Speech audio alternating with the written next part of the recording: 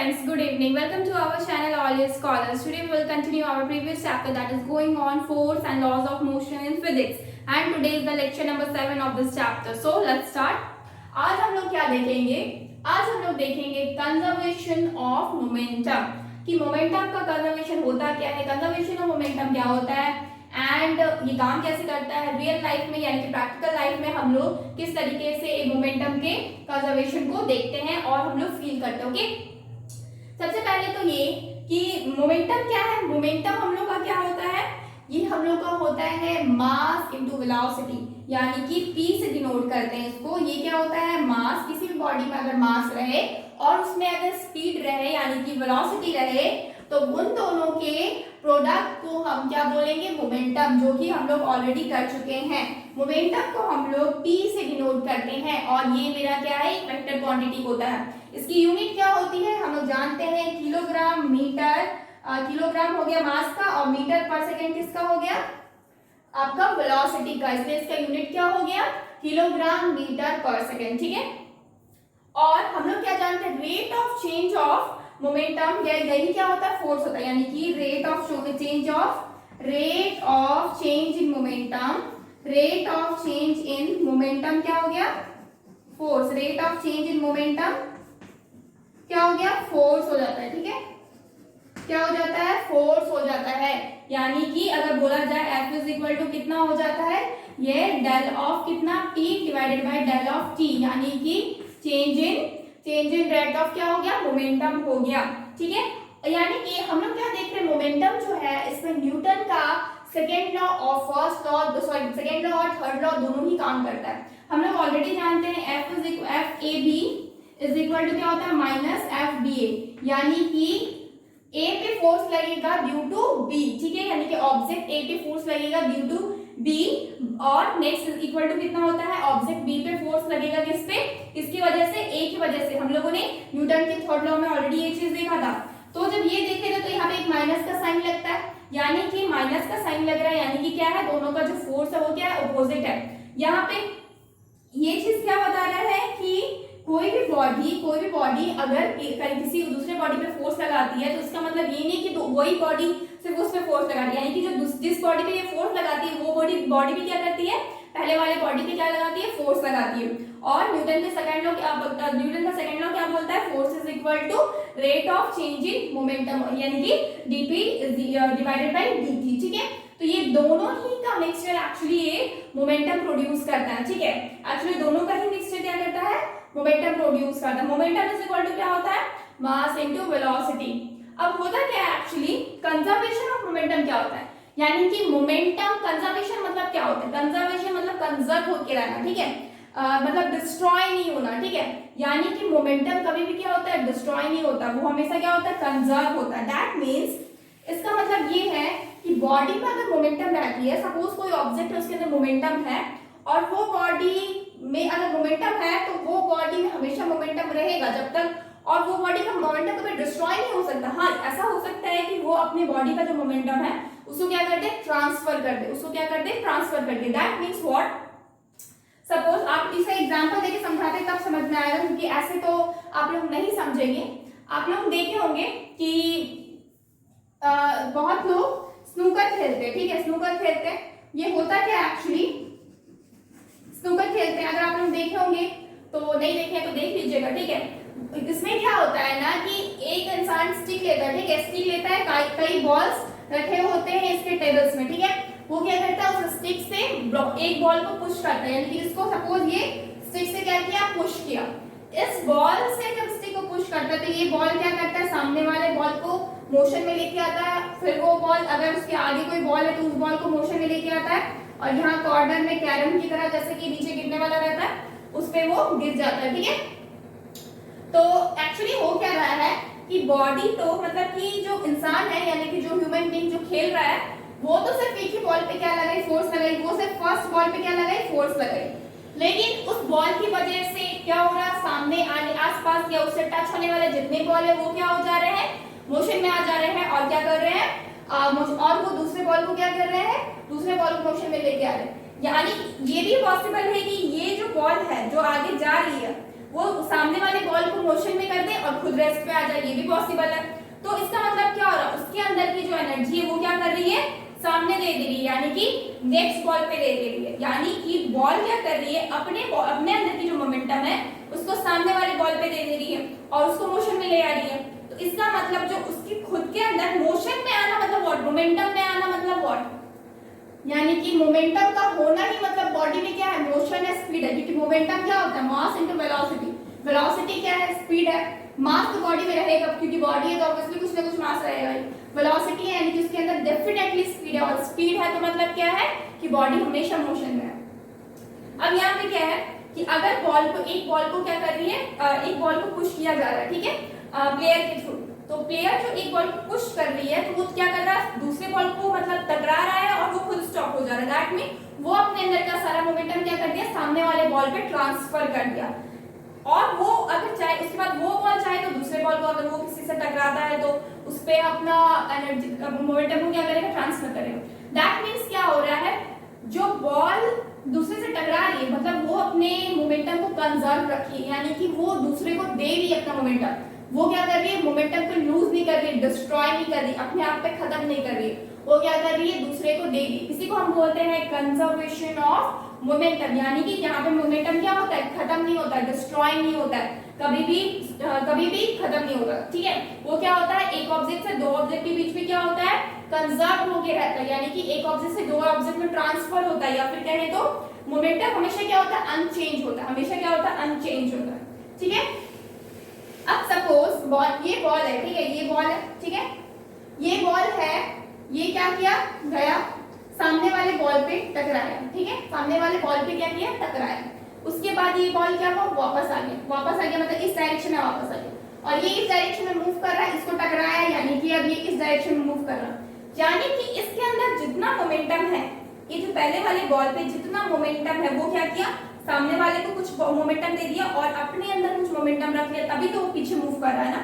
अगर बॉडी में मोमेंटम क्या नहीं है तो क्या है, बॉडी में स्पीड नहीं है, यानी कि बॉडी मोशन में ही नहीं रहेगा। यानी कि जो बॉडी पीछे मूव कर रहा है दैट मींस कहीं ना कहीं उसके अंदर मोमेंटम है। तो इसका मतलब वो आगे वाले को भी मतलब मोशन में ले आया, अपने आप भी मोशन में है, तो दैट मींस वो क्या किया है, अपने अंदर का जितना मोमेंटम पहले था उसको क्या किया है, डिवाइड कर दिया, यानी कि वो उस पे कुछ दे दिया है और खुद के पास कुछ रखा है, तभी तो दोनों बॉडी क्या कर रही, मोशन में आ रही है। अगर ऐसा हो कि ये पूरी उसको दे दे और खुद बॉल क्या हो जाए, स्टॉप हो जाए, मतलब कि वो मूव ना करे, तो इसका मतलब इसके अंदर का जितना मोमेंटम था वो सामने वाले बॉल पे क्या किया गया है, ट्रांसफर कर दिया गया है, यानी कि उसके पास अब कोई भी मोमेंटम नहीं बचा, इसलिए बॉडी क्या है, मूवमेंट में नहीं है, रेस्ट में आ गई है। लेकिन अगर ये बॉल भी मूव कर रही है, उस बॉल को भी मूव करवाई, दैट मीन वो क्या की, मोमेंटम को डिवाइड कर दी, कुछ उसमें डाल दी और कुछ अपने पास रखी है, ठीक है। तो यही होता है कंजर्वेशन ऑफ मोमेंटम, यानी कि जो टोटल मोमेंटम है वो कहीं ना किसी रूप में क्या होगा, डिवाइड हो जाएगा, लेकिन कभी भी डिस्ट्रॉय नहीं होगा। ऐसा नहीं होगा कि मतलब सपोज अगर 10 आपका किलोग्राम मीटर पर सेकेंड आपका क्या है, अगर मोमेंटम है तो क्या है, ये इसमें अगर इतना मोमेंटम है 10 तो सामने वाले को 5 दी, खुद को 5 रखी, ठीक। ऐसा भी हो सकता है कि सामने को 3 दी और खुद के पास 7 रखी। ऐसा भी हो सकता है सामने को ज्यादा दी, 7 दे दी और खुद के पास मोमेंटम 3 रखी। ऐसा भी हो सकता है सामने वाले को पूरा अगर 10 दे देती और खुद 0 रखती है, दैट मींस ये बॉडी तब क्या होगा, ये बॉडी रेस्ट में आ जाएगी, ये बॉडी मोशन में रहेगी। लेकिन अगर ये मतलब कहीं भी लॉस नहीं हुआ, हमेशा क्या हुआ, दोनों का कैलकुलेशन क्या हुआ, 3 7 हो 7 3 हो, हमेशा क्या हुआ, 10 बनता है। दैट मींस इसी को बोलते हैं हम टोटल मोमेंटम, मतलब कंजर्वेशन ऑफ मोमेंटम बोलते हैं। अब इसके डेफिनेशन पे आते हैं, ठीक है। आप लोगों ने और एक चीज देखा होगा, सपोज इस तरह से बॉल लटका हुआ है, ठीक है, क्या हुआ, बॉल इस तरह से टाई अप किया गया, ठीक है। आप देखेंगे एक बॉल को हल्का सा पुश कीजिएगा, मतलब थोड़ा सा इसको पुश कर देने से क्या होगा, ये बॉल क्या करेगी, इसको टकराएगी, ये बॉल इसको टकराएगी, ये इसको टकराएगी, ये इसको टकराएगी, ये अगेन फिर बाहर जाएगी, फिर जब ये इधर से पुश होके वापस आएगी, अगेन फिर ये इसको टकराएगी, फिर अगेन ये इसको टकराएगा, फिर यानी कि सब एक दूसरे पे हमेशा टकराते रहेंगे, यानी कि मोमेंटम कभी भी जीरो नहीं होगा यहाँ पे, यानी कि मोशन कभी भी ये चीज रेस्ट में नहीं आएगा, ये हमेशा मोशन में रहेगा। बहुत बड़ी चीज है ये चीज, क्योंकि विदाउट बैटरी, विदाउट किसी voltage, without electric supply, without mechanical supply, without anything ये बॉल मूव में है, मोशन में, और ये कभी भी नहीं रुकेगी, कभी भी नहीं रुकेगी। तो इसका मतलब क्या हो रहा है, बॉडी क्या कर रही है, मोमेंटम को ट्रांसफर, क्योंकि मोमेंटम कभी खत्म नहीं हो सकता है, मोमेंटम हमेशा बॉडी के अंदर रहेगा। इसीलिए सिर्फ और सिर्फ इसी वजह से क्या हो रहा है, ये बॉल्स कभी भी एक आपस में टकराना नहीं रुकेगी, हमेशा हिलती रहेगी, हमेशा मोशन में रहेगी। दैट्स इट्स मीन मोमेंटम क्या हो रहा है, इस बॉल से इस बॉल में, इस बॉल से इस बॉल में, इस बॉल से इस बॉल में ट्रांसफर हो रहा है। अगेन जब लास्ट बॉल तक पहुंच रहा है वो वापस से इन सारे बॉल को अपना मोमेंट, अपने अंदर की मोमेंटम क्या करेगी, देगी, ट्रांसफर करेगी। दैट मीन्स ये बॉल्स कभी भी नहीं रुकेगी। ये बहुत बड़ी चीज है। Without any supply, without any force, without anything क्या होगा, इस बॉडी में क्या होगा, हमेशा मोमेंटम रहेगा। यही ताकत है किसका, कंजर्वेशन ऑफ मोमेंटम का। ठीक है, और नेक्स्ट इसका डेफिनेशन देख लेते हैं। डेफिनेशन क्या है, total momentum of two object is unchanged और conserved in the collision. In the that means actually क्या है, टोटल मोमेंटम यानी कि टोटल जितना भी मोमेंटम है, चाहे दो ऑब्जेक्ट के बीच में दो बॉल्स ले लेते, सपोज ये इसको टकराई सपोज, तो कुछ अपने पास रखी, कुछ उसके पास भी रखी। ऐसा भी हो सकता है कि वो पूरा इसको दे दी, खुद को जीरो कर दी, यानी कि खुद रेस्ट पे चली गई। तो क्या होता है, हमेशा अनचेंज रहता है, चाहे जितना भी मोमेंटम हो पहले वाले बॉल के पास, टोटल दोनों को मिला के टकराने के बाद भी उतना ही मोमेंटम बचेगा, यानी कि अनचेंज रहेगा और कंजर्व्ड रहेगा। अनचेंज रहेगा और कंजर्व्ड रहेगा, दैट मींस डिस्ट्रॉय नहीं होगा इन द कोलिजन, यानी टकराने पर। सपोज अब यहाँ पे एग्जांपल्स कुछ दिया हुआ है, एग्जांपल्स क्या है देख लेते हैं। ये बॉल है जिसका मास क्या है m1 और इसकी वेलोसिटी क्या है आपका u1, इनिशियल वेलोसिटी।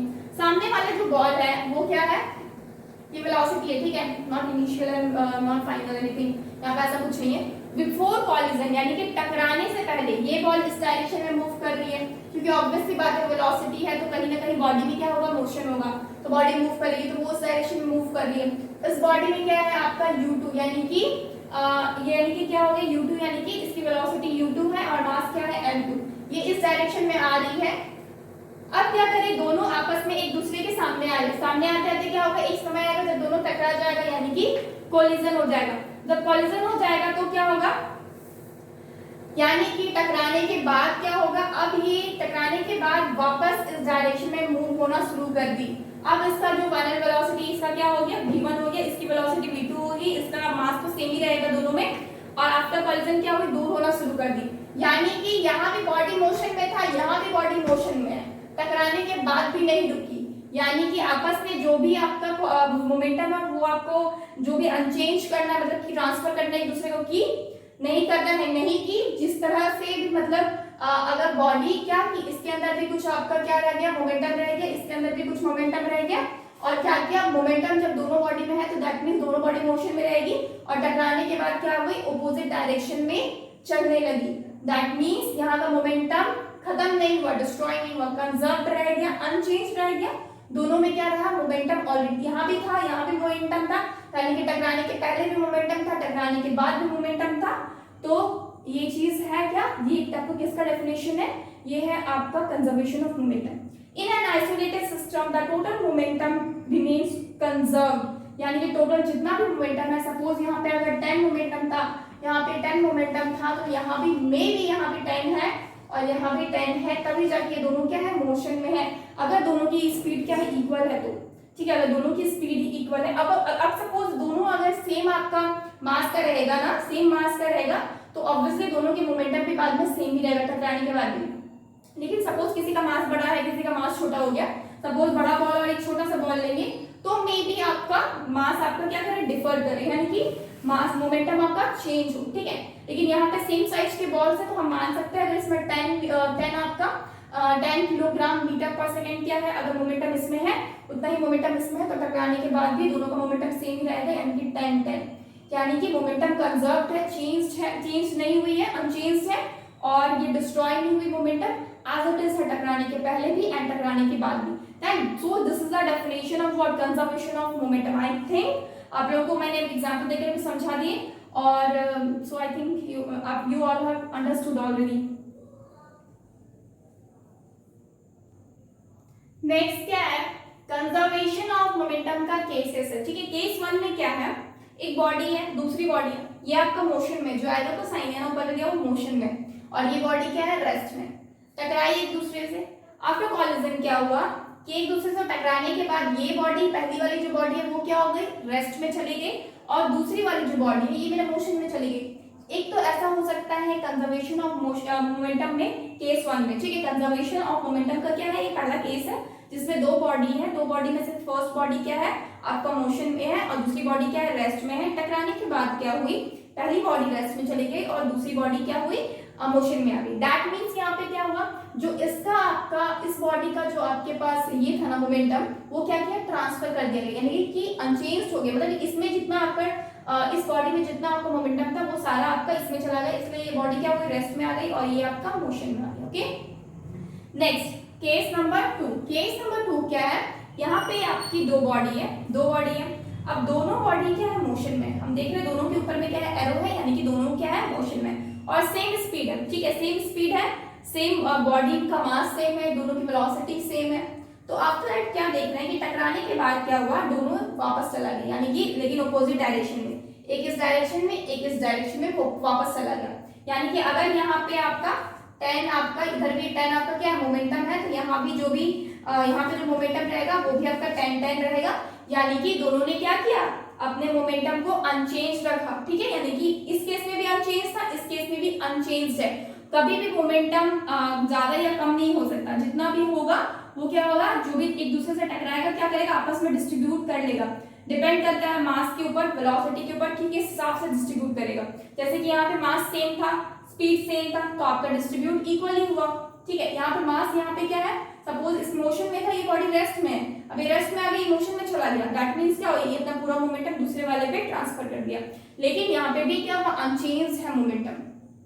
सपोज इसमें क्या है 10 है, तो इसमें भी कितना बचा 10 ही रहेगा। ये पूरा अपना मोमेंटम दूसरे वाले पे ट्रांसफर किया है, अपने पास कुछ भी नहीं रखा। यानी कि यहाँ भी पहले 10 था, यहाँ भी 10 है, इसमें भी 10 था, यहाँ भी 10 है, यहाँ भी 10 है, यहाँ भी 10 है। दैट मींस क्या हो रहा, बॉडी अपना कंजर्वेशन ऑफ मोमेंटम के अकॉर्डिंग क्या है, बॉडी क्या कर रही है, अपना मोमेंटम को ट्रांसफर कर रही है अपने पास, मतलब डिस्ट्रॉय नहीं कर रही, मोमेंटम को चेंज नहीं कर रही। ओके थर्ड केस में क्या है, थर्ड केस में ये मेरा ज्यादा बड़ा एरो है, ये मेरा छोटा सा एरो है। इट मींस ये बॉल में क्या है ज्यादा वेलोसिटी है, ठीक है, क्या है ज्यादा वेलोसिटी है, फास्ट है ये बॉल ज्यादा, ठीक है। इसमें क्या है स्लो बॉल है, ठीक है। दोनों के टकराने के बाद क्या हो रहा है, ये मेरा जो फर्स्ट वाला है ना ये स्लो हो गया और जो सेकेंड वाला था वो क्या हो गया फास्ट हो गया। इट मींस इसके अंदर अगर आप 10 आपका क्या है मोमेंटम और इसमें आपका 5 मोमेंटम है, तो टकराने के बाद क्या हो जा रहा है, इसमें 5 मोमेंटम और इसके अंदर 10 मोमेंटम। यानी कि पहला वाला बॉडी जो है उसके अंदर जितना मोमेंटम था उसमें से आधा मोमेंटम वो क्या कर दिया सामने वाले पे ट्रांसफर कर दिया।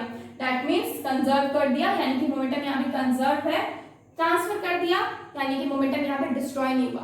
तो ये 3 केसेस हो सकते हैं जब बॉडी एक दूसरे से टकरा दी तो मोमेंटम को किस तरीके से देती है, यानी कि ट्रांसफर करती है। ओके सो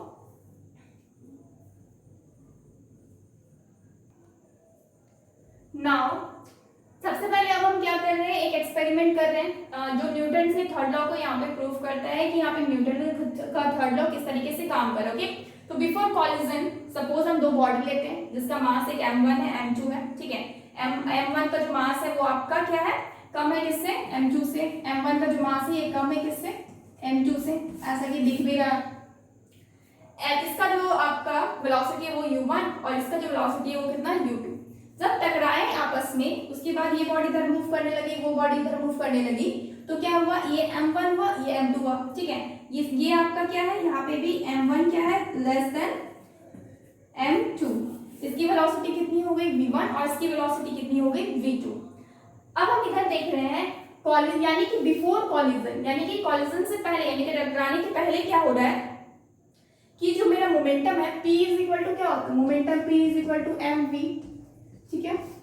तो मोमेंटम मेरा ये p1 मेरा कितना है, p1 है मेरा m1 u1, यानी कि टकराने से पहले क्या है मेरा momentum m1 u1, m1 into u1, ठीक है, मास इनटू वेलोसिटी होता है। और जो दूसरा बॉडी है m2 and u2, यानी कि इसका जो है इस बॉडी के अंदर जो आपका मोमेंटम है वो कितना हो जाएगा m2 और u2, ठीक है। ये p2 का मोमेंटम है, ये आपका क्या है इनिशियल मोमेंटम है, ध्यान रखिएगा p1 और p2 जो है ये मेरा क्या है इनिशियल मोमेंटम है, ठीक है। और इसके बाद आफ्टर कॉलिजन क्या हो रहा है m1 और v1, यानी कि m1 और जो v1 है यानी कि p1 is equal to what m1 और v1 और p2 is equal to what यहाँ पे after collision m2 into v2, यानी कि इसका जो मोमेंट कॉलिजन के बाद इसका जो फर्स्ट वाला जो बॉल है m1 का, उसका आपका मोमेंटम कितना हो जाएगा m1 v1, और इसका जो मोमेंटम है p2 यानी कि m2 v2, ठीक है। अब क्या यहाँ पे आता है न्यूटन का थर्ड लॉ, जो कि कितना होता है, एक्शन है, कितना होता है, एक्शन जो होता है वो रिएक्शन क्या होता है, रिएक्शन क्या होता है, ऑलवेज इक्वल एंड ऑपोजिट आपका रिएक्शन रहता है एक्शन पे। तो हम लोग को पता है यानी कि F12 is equal to minus का 2 1, यानी कि 1 पे जो फोर्स लगता है 2 की वजह से इक्वल होता है किसके, 2 पे जो फोर्स लगता है 1 की वजह से। यानी कि जो दो बॉडी टकराती है ना, अगर सपोज दो ऑब्जेक्ट है 1 एंड 2 अगर टकरा रही है, तो दैट मीन्स पहला जितना फोर्स के साथ दूसरे बॉल को टकरा रहा है, और दूसरा भी उतनी ही फोर्स के साथ पहले बॉल को टकराता है, लेकिन डायरेक्शन अपोजिट रहता है, इस वजह से क्या होता है, माइनस लगता है, ठीक है।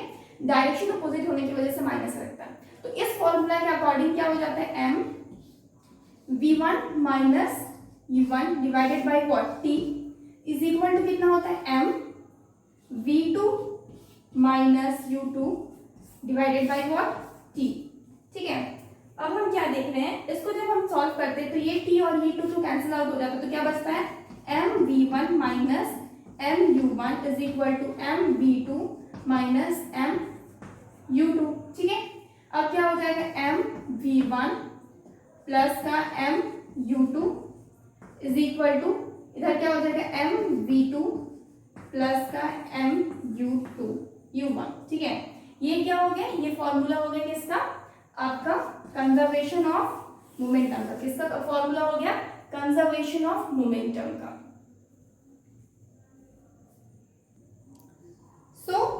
ये हम लोग का क्या हो गया, ये हम लोग का हो गया कंजर्वेशन ऑफ मोमेंटम का फॉर्मूला, ठीक है।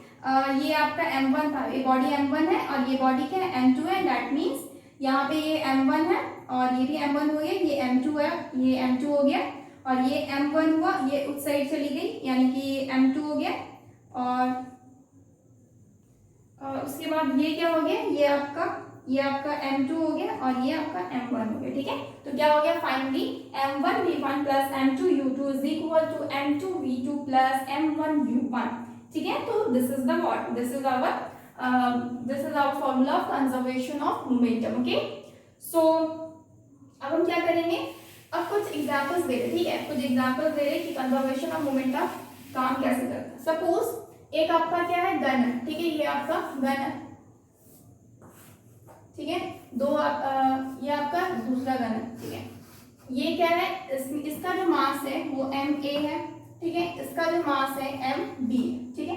हम सपोज क्या करते हैं, ma जो है मतलब मास ऑफ a, यानी कि a का जो मास है वो आपका क्या हो, कम हो किससे, मास b से, ठीक है।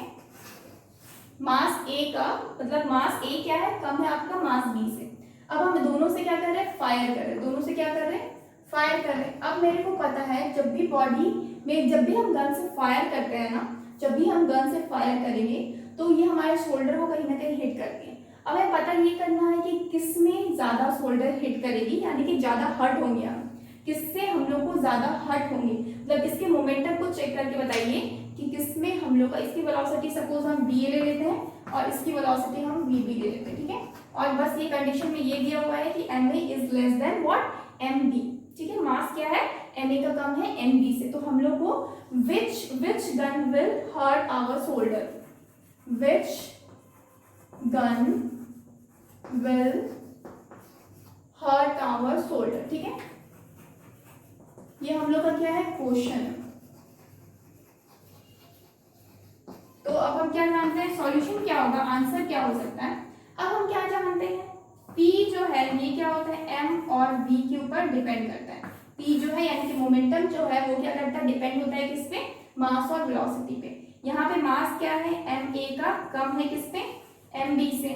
लेकिन अब यहाँ पे मास से ज्यादा, मास कम है किसका, ma का mb से। और हम लोग क्या करेंगे, लेकिन जो वेलोसिटी है ना, जो ज्यादा हल्का रहता है वो क्या रहता है, ज्यादा मतलब ये रहता है, उसके अंदर ज्यादा एनर्जी रहती है, तब से ज्यादा वो मतलब मोशन में रह सकता है। जो हल्का रहता है बॉडी, भारी बॉडी तो एक जगह बैठे हुए रहेगा, वही चीज है। वेलोसिटी ma का क्या हो जाएगा, आपका ज्यादा हो जाएगा किससे, b से। यानी कि वेलोसिटी जो है वो a में क्या हो जाएगी, ज्यादा हो जाएगी किससे, b से।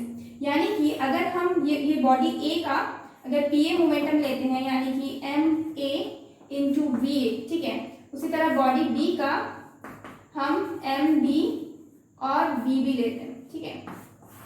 ma और ये P A is equal to क्या है, एम ए वी बी, और यहाँ P B is equal to what क्या है, एम बी वी बी, यानी कि पी क्या है, मोमेंटम है, पी क्या है, बॉडी का मोमेंटम है। तो अब जिसकी वेलोसिटी क्या हो रही है, यहाँ पे वेलोसिटी क्या हो रहा है, बी का क्या है, बी का आपका कम है, ठीक है, बी की वेलोसिटी क्या है, कम है, और ए की सॉरी यहाँ पे ए होगा, ए की वेलोसिटी क्या है, ज्यादा है, ए की वेलोसिटी क्या है, ज्यादा है, और बी की वेलोसिटी क्या है, कम है। और वेलोसिटी पे बहुत ज्यादा डिपेंड करता है क्या, आपका मोमेंटम, ठीक है। वेलोसिटी कम होने की वजह से वेलोसिटी वी ए का ज्यादा है, यानी कि पी ए का मोमेंटम भी क्या होगा, ज्यादा होगा आपका पी बी से, यानी कि वेलोसिटी पी ए का ज्यादा है, इस वजह से मोमेंटम भी क्या होगा, पी ए का ज्यादा होता है, और जिसका मोमेंटम ज्यादा होगा उतना ज्यादा हिट करेगा, यानी कि we will write here gun A will hit our shoulder. जो गन ए है वो हम लोग के शोल्डर को क्या करेगा, हिट करेगा, ओके। सो फ्रेंड्स, आज के लिए इतना ही रखते, ओके। ये कंजर्वेशन ऑफ मोमेंटम खत्म हुआ। अब इसमें बहुत सारी चीजें एक्चुअली हो चुकी है, ठीक है।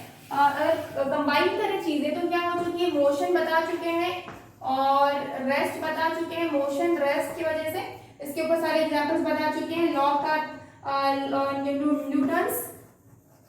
न्यूटन्स लॉ, ये भी चीज पूरी तरह से कंप्लीट हो चुका, first law, second law, inertia का टाइप्स भी बता चुके हैं, ठीक है, एग्जांपल्स के साथ बता चुके हैं। कुछ हम ये भी बताए थे प्रैक्टिस सेशन जब किए थे, तो क्या बताए थे, न्यूमेरिकल्स भी बना चुके हैं ऑलरेडी, ठीक है। इसके ऊपर कुछ न्यूमेरिकल्स बना चुके हैं हम लोग, न्यूटन्स के लॉ के ऊपर, और मोशन पे हम कुछ न्यूमेरिकल्स भी बना चुके हैं।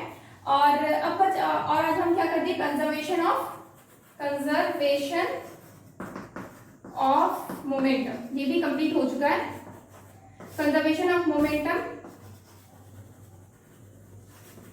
और हम एक और चीज बीच में कहीं पे हम मोमेंटम भी ऑलरेडी करवा चुके थे, ठीक है,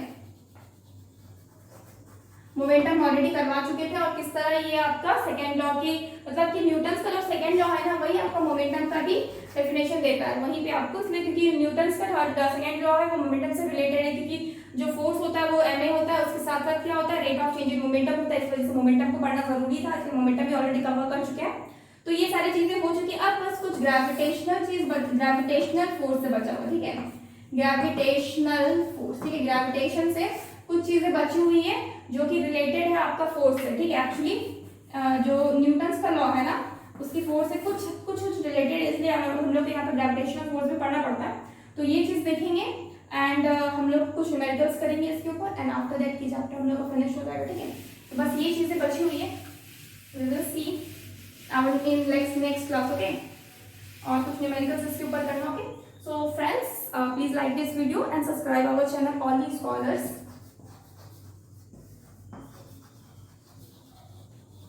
and download our app, that is CS India.com, okay. Please subscribe our channel and download our app for more videos. Thank you so much. Goodbye and take care.